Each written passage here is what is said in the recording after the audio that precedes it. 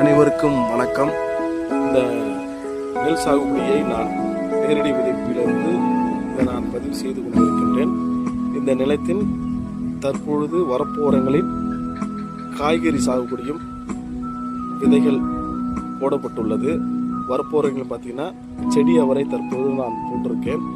அந்த சாகுபடி முறையும் உங்களிடம் இந்த மூலமாக பதிவு செய்ய விரும்புகிறேன். இந்த நெல் அறுவடைக்கு முன்னதாகவே நமக்கு காய்கறியில் என்னென்ன மகசூல் வருகிறது பார்த்தீங்கன்னா பாருங்கள், ஓரங்களில் போட்ட விதைகள்லாம் முளைத்து வருகிறது.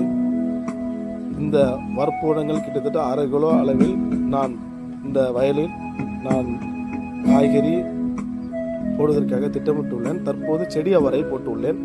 இதில் பார்த்தீங்கன்னா கத்திரி, வெண்டை போன்ற பயிர்களையும் சாகுபடி செய்து இதன் மகசூல் அறுவடைக்கு நெல் அறுவடைக்கு முன்னதாக எவ்வளவு வருகிறது என்பதையும் பதிவு செய்ய விரும்புகிறேன். ஏன்னா பயிரின் ஓரங்களில் நாம் சாகுபடி முறையும் நாம் பின்பற்ற வேண்டும் என்பதை நோக்கத்திற்காக. அது மட்டும் இல்லாமல் நம்முடைய அரசிடம் இதன் மூலமாக விவசாயத்தின் ஒரு கோரிக்கையாக இந்த பாமரனாக இந்த விவசாய நிலத்திலிருந்து ஒரு கோரிக்கையாக வைக்கின்றேன். என்னன்னா, நான் இருக்க மாவட்டம் மயிலாடுதுறை மாவட்டம். இப்பகுதியில் பார்த்தீங்கன்னா ஆராய்ச்சி நிலையங்கள், அதாவது கால்நடை மற்றும் வேளாண்மை ஆராய்ச்சி நிலையங்கள் இல்லை எங்களுடைய மாவட்டத்தில். எனவே தயவு செய்து இந்த அரசு இந்த மாவட்டத்தில் ஆராய்ச்சி நிலையங்களை கொண்டு வர வேண்டும் மற்றும் தொழில்நுட்ப சார்ந்த விவசாயத்தை மேற்கொள்வதற்கான வழிகளை ஏற்படுத்த வேண்டும். பார்த்தீங்கன்னா இந்த மாவட்டத்தை பார்த்தா சிறு குறு விவசாயிகள் இருக்கிறார்கள், பெரும் விவசாயிகள் இருக்கிறார்கள்.